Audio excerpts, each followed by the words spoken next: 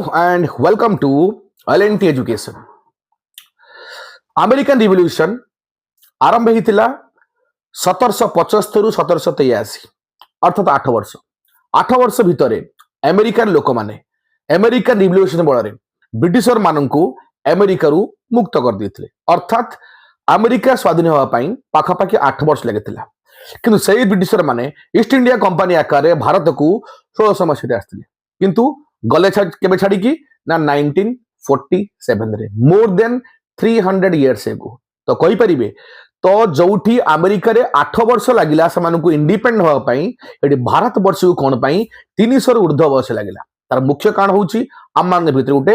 एकता नथिला okay तो आम माने भिन्न भिन्न जाति को नेकी भिन्न भिन्न गोष्ठी को नेकी भिन्न भिन्न धर्म को नेकी आम भितर गोटे कोन थिला गोटे मतभेद थिला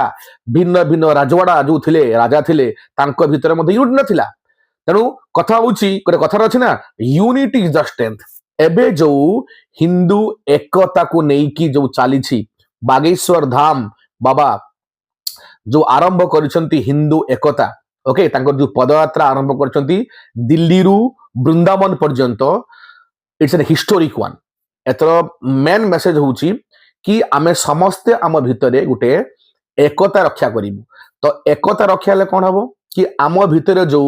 भिन्न भिन्न जाति को नेकी अस्पृश्यता को नेकी जो मतभेद अछि तो आमे सेथिरु ऊर्ध्व रहिबु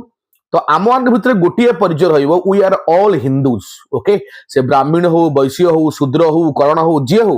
समस्तंकर गोटिए आइडेंटिटी कि आमे समस्ते होउचंती हिंदू हिंदू एकता जदि आमे एकता मेंटेन न करिबु ताले समय आसीबो तो आमुकु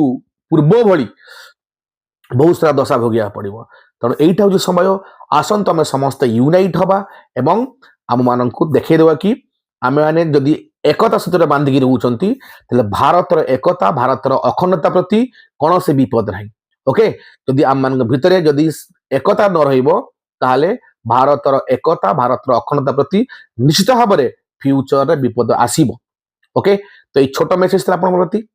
तो मु चाहे समस्ते लाइक करंतु शेयर सब्सक्राइब करंतु एवं आम इंस्टाग्राम पेज को मते फॉलो करंतु थैंक यू धन्यवाद जय जगन्नाथ जय हिंद।